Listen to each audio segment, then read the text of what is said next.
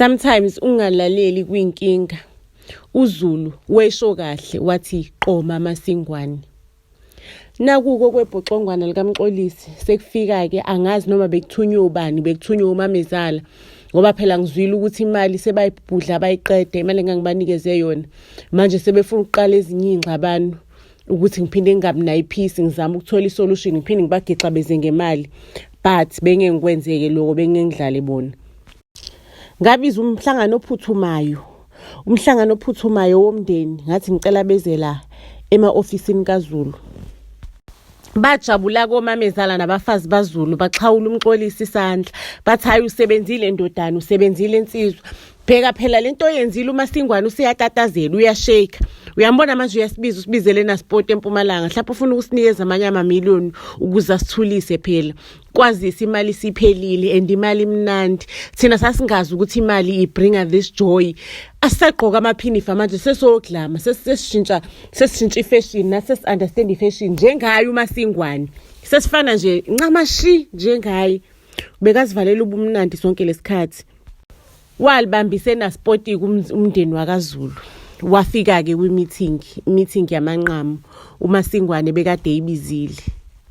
UmaZulu mufika umndeni wakaZulu wawamkela kahle ngesmile ezifa kho lutho alukho lonakele ezifi nje kusazwana kusayinto eyodwa. Okay kwahlalwa ke etafuleni waqala kumaZulu nodaba lakhe neagenda of the day. Wabatshela wathi sanibonani imndeni wakaZulu ngenhlonipho enkulu ngizonitshela lokho ukuthi mina mengifika lapha emagcekeni kaZulu ngangize ngoZulu. uZulu ke bekuyindoda yami bengazi yena ngenze ubuhlobo through uZulu. So umuntu ehlanganisile emhlabeni okuZulu usedlulile phela. Usedlulile and then into ebesihlanganisile manje besihlanganiswe ileli business. So manje nami ngicela ukuthi nginqamuleke manje le connection ngidwebula yini. uZulu zonke izinto zakhe wayishiyela kumina. Kodwa ke wasengishiyela nezwi lokuthi I must take care of you. Manje ke nami sengigalele zaphuka. Angisakhoni ukuthi ngiqhubeke nokutake care of you. Angeke ngize ngijikajiki. Mina nje indaba yokujikajika ngisebenza ngidlali. Ngikhipha yonke inhliziyo yami ukuthi ngizama ukuthi nigculiseke. But nithatha iadvantage over and over which means thina la asikhona ukucabangelana.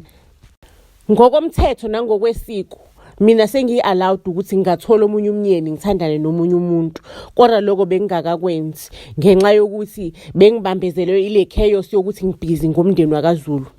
Kodwa namhlanje ngila ngizontshela ukuthi lokho sengiyakunqamula konke. Bajuluka oMamezala wabona betatazela wabona uMxolisi befrowna wabona because bona bayitshela sibaze ngendaba enkulu ngendaba yemiliyoni. He madoda ngicela ukukutshela ubabezala ke uyena umuntu wekhaya uthi angeke makoti manje makoti ufuna kwenziwe njani.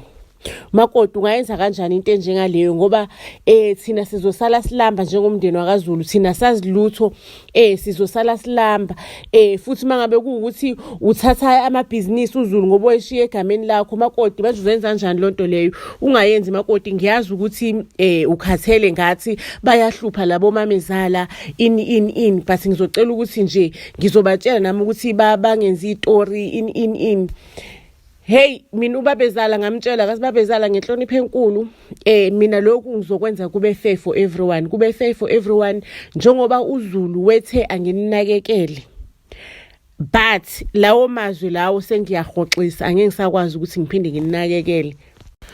Episode 3 uyalandela okwamanje sicela ulike our Facebook page usifollowishe ku Instagram uphinde usubscribe na ku YouTube channel Buzz SA ulike ushare our content siyanthanda kakhulu.